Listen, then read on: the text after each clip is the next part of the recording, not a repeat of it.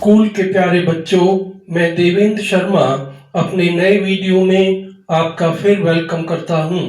आज हम चैप्टर 5 के बारे में पढ़ेंगे। चैप्टर 5 का पॉइंट नंबर 13।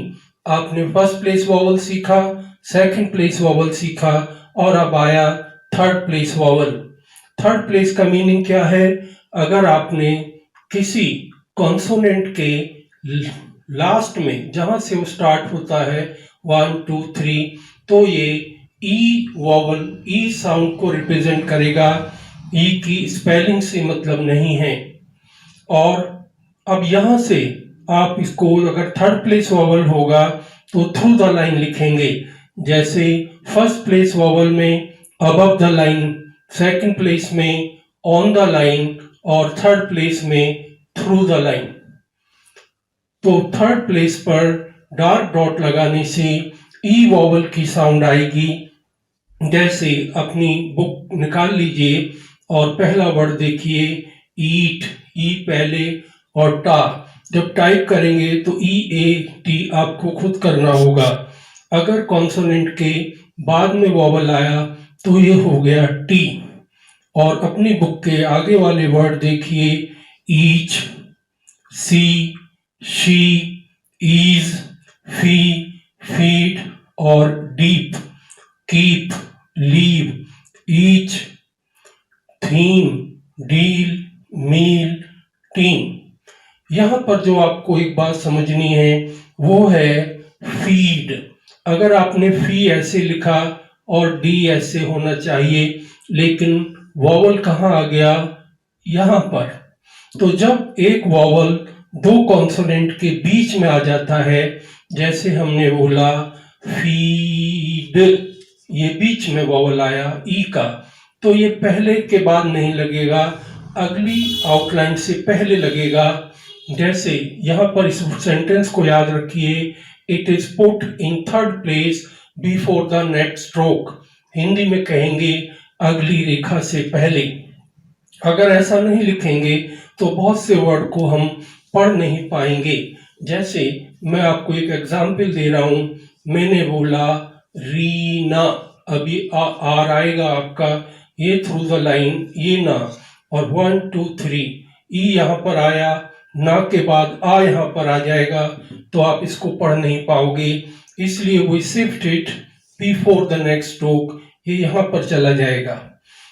तो इसको ध्यान रखिए, अगली रेखा से पहले। और इसके बाद अगर आपने कॉन्सोनेंट में लाइट डॉट लगाया तो ये छोटे ई की साउंड आ जाएगी। जैसे ई,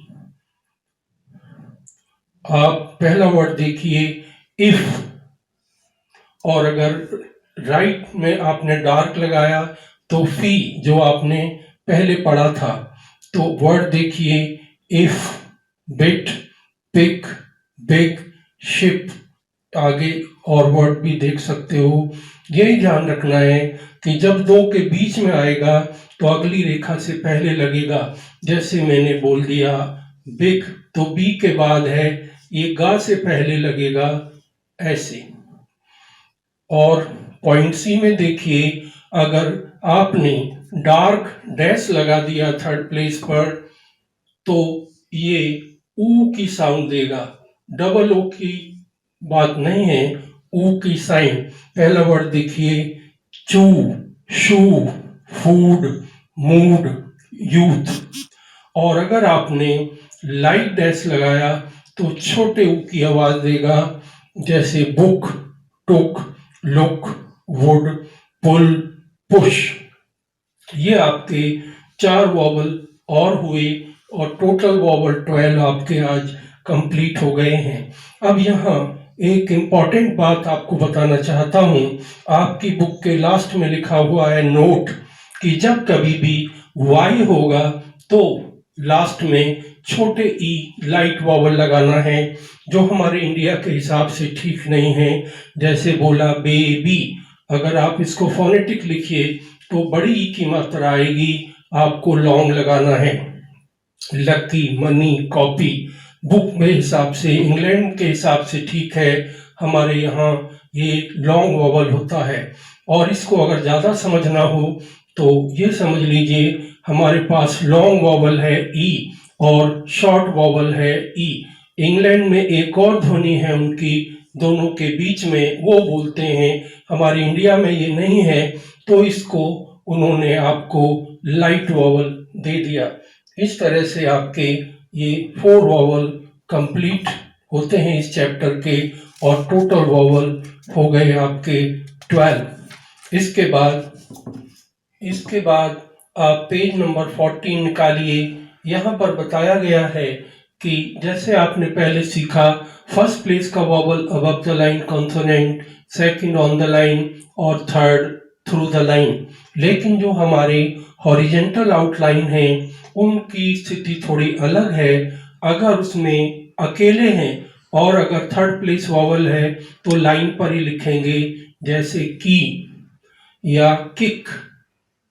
ये आपकी बुक में वॉवल मिस है, यहाँ पर आएगा बिफोर द नेक्स्ट स्ट्रोक, और कोक।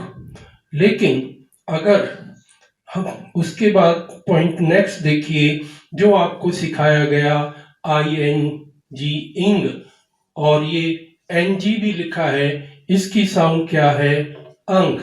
तो अगर हम इसको इंग में यूज करेंगे तो वो कह रहे हैं जैसे मे की इंग, तो फिर ई की जरूरत नहीं है क्यों, वो अपने आप में सफिशिएंट है। इसके बाद नीचे शॉर्ट फॉर्म दिए गए हैं, डिफरेंट और डिफरेंस, दोनों के लिए एक ही आउटलाइन है, डी को थ्रू द लाइन करेंगे। उसके बाद शाह लाइट है, विश पुट, और उसके बाद टू बी को समझिए, जैसे हमने लिखा टू और ये बी, टू लाइट है, अगर लाइट लिखेंगे फिर इसमें बी जोड़ेंगे तो बहुत इनकन्वीनियंट होगा, इसलिए फैसिलिटी के हिसाब से बी से टू बी बना दिया गया है। इसके बाद ओ, वो डार्क है, लाइट ऑन था। इसके बाद can above the line, go dark है, ऑट है चाहिए, यू ऑट टू स्टडी। इन और एनी दोनों के लिए एक है। उसके बाद और आपको शॉर्ट फॉर्म डेरिवेटिव दिए गए हैं, बी के साथ इंग लगाया, बीइंग, डूइंग, हैविंग, गोइंग। इस तरह आपका चैप्टर 5 कंप्लीट होता है। मैं आपके टीचर्स को एक शॉर्ट आपके कॉन्सोनेंट्स का ये कंप्लीट चार्ट भिजवा रहा हूँ जो पूरी डायरेक्शन बताएगा, इससे आपको हेल्प मिलेगी। और ये नीचे के अभी रा और हा यानी कि आर और एच बाकी हैं, वो अभी आपको मिल जाएंगे। इसके अलावा आपको प्रैक्टिस करने के लिए और भी ये पेपर दे रहा हूँ, इसके अंदर मैंने कुछ दूसरी लैंग्वेज में भी लिखा है, ये बताने की कोशिश की है कि इन साउंड को आप किसी भी आप लैंग्वेज में लिखें, इंग्लिश में एग्जैक्ट नहीं लिख पाते, और इसमें डायरेक्शन भी मिलेंगे, पूरे वॉवल आपके कंप्लीट होंगे। ये प्रैक्टिस करने के लिए है, और इसके बाद एक टेस्ट पेपर भी आपको भिजवाऊंगा। आप अगर ये मेरे वीडियोस को अगर लैपटॉप पे देखेंगे तो आपको यह क्लास जैसी फीलिंग महसूस होगी, और कम समय में मैंने कुछ चीज़ें बताने की कोशिश की है, और आशा करता हूँ ये आपको समझ आ गए होंगे।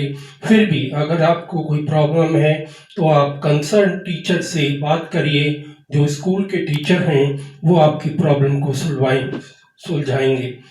आपने मेरी बात को ध्यान से सुना, इसलिए बहुत बहुत धन्यवाद। Thank you.